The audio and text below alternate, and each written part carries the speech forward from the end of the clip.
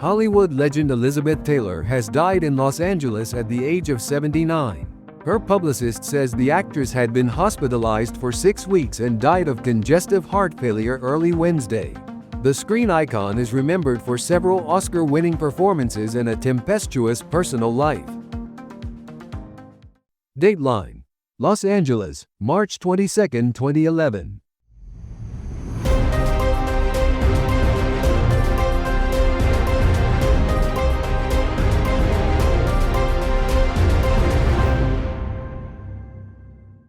Elizabeth Taylor was born to American parents in London, where her father owned an art gallery. On the brink of World War II, the family moved to Los Angeles, where Elizabeth drew the attention of studio talent scouts. She landed her first film role at the age of 10, appearing in the 1942 comedy There's One Born Every Minute. The child actress quickly rose to stardom in such films as Lassie Come Home, The White Cliffs of Dover, and National Velvet, a story about racing and a girl who loves horses. Have you ever been quiet for a few hours and just think? All the time. All the time about horses.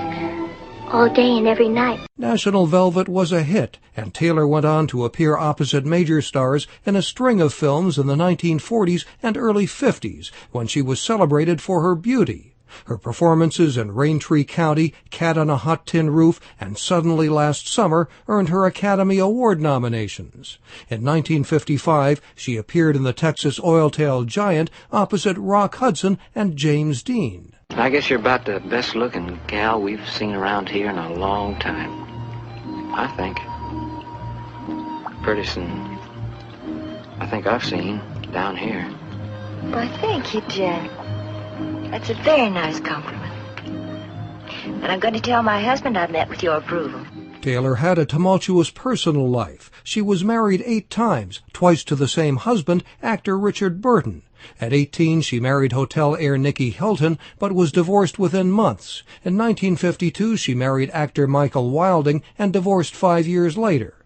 Within months, she married producer Mike Todd, but he was killed in the crash of a private plane the following year.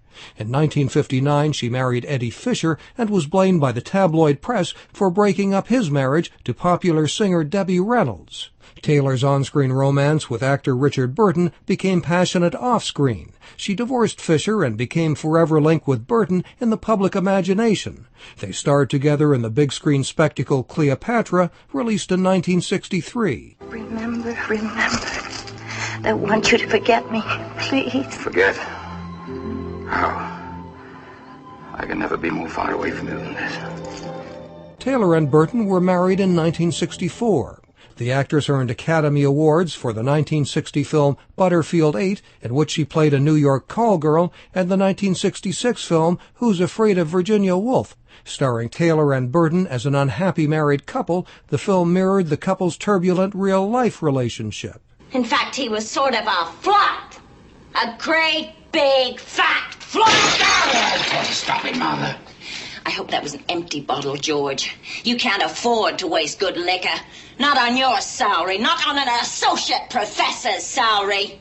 Burton and Taylor separated and reconciled, divorced and remarried, and divorced a final time in 1976. She was married to John Warner, a former U.S. Secretary of the Navy, who became a U.S. Senator from Virginia from 1976 to 1982.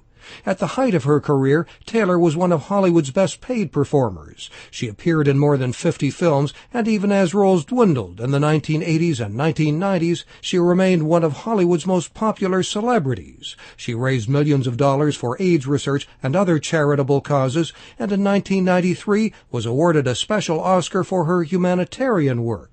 In 1991, Taylor married for the last time. Her 8th husband was a construction worker, Larry Fortensky. They had met at a drug rehabilitation center where the actress was being treated for addiction to alcohol and painkillers. The ceremony took place at the California ranch of Taylor's close friend, pop star Michael Jackson.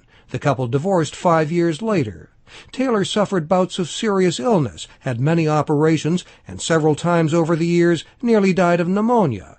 But friends and family members say she lived a full life. She once summed it up this way to an interviewer. They're wonderful memories. They're warm memories. And they're my memories. For her fans, Elizabeth Taylor is remembered for her sultry looks and stunning violet eyes, for some memorable performances, and a life off-screen as interesting as her Hollywood film roles. Mike O'Sullivan, VOA News, Los Angeles.